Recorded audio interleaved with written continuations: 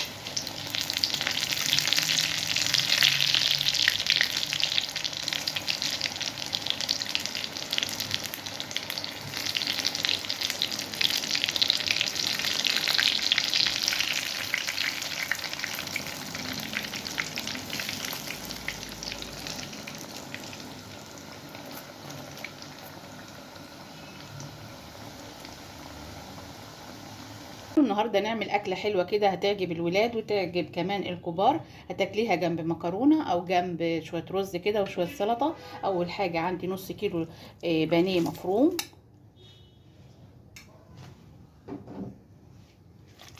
لو انت ما عندكيش مفرمه ممكن تدقيه في قلب الهون، ده انا دقاه في قلب الهون عشان انا ما عنديش مفرمه ولا كب.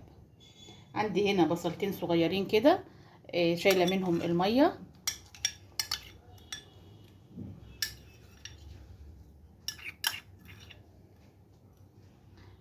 بتبشريهم كده بالمبشره وبتعصريهم بايديكي تطلعي منهم الميه كلها.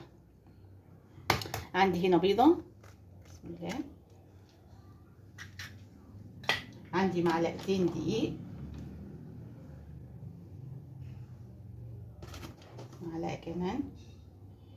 الدقيق ده بيمسك العجينه ما تبقاش بتمسك البانيه بتاعك ما يبقاش كده فيه ميه. عندي هنا معلقه بهارات فراخ، معلقه فلفل اسود، معلقه بابريكا، نص معلقه كاري،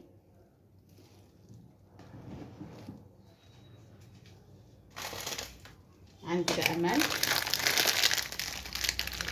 معلقه ملح كده، معلقه كبيره. وابدا كده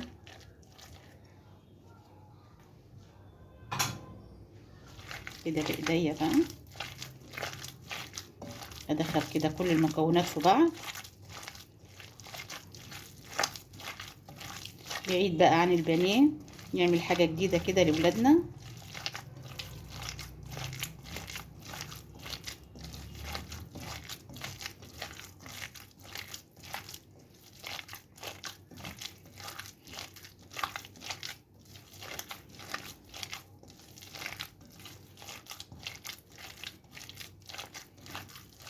لو عايز ممكن احط معلقه كمان دقيق او معلقه بقسماط، يعني دقيق او بقسماط.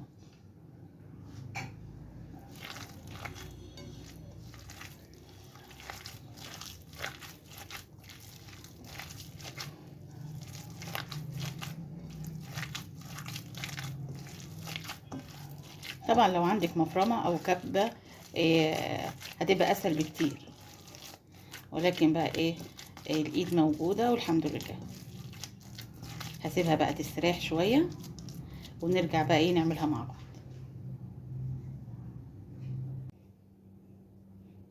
عندي هنا بقى بيضه،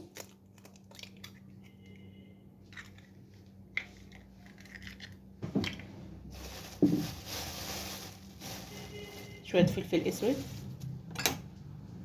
هضرب بقى البيضه قوي كده.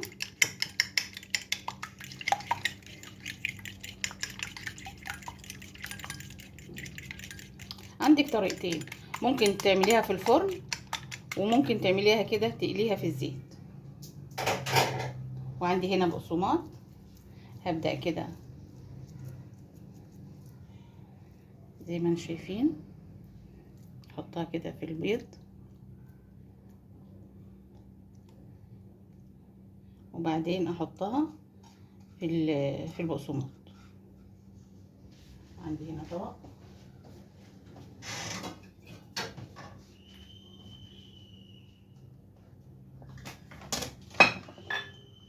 نحط فيه بقى كده.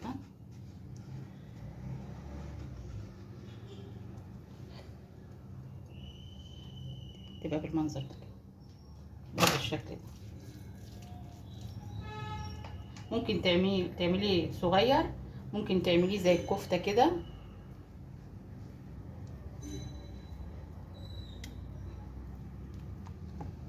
يعني بتشكليه بالشكل اللي انت عايزاه.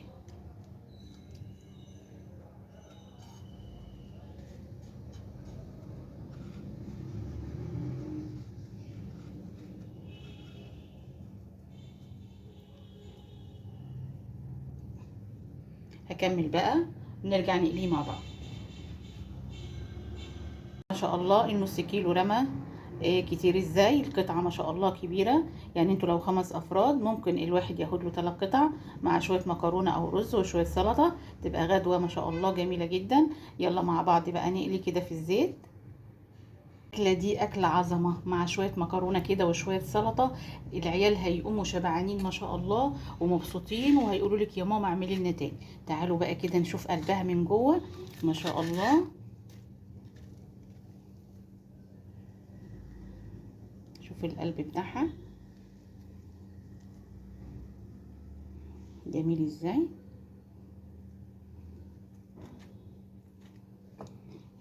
حاجة كده ما شاء الله بألف هنا. والسلام عليكم ورحمة الله وبركاته.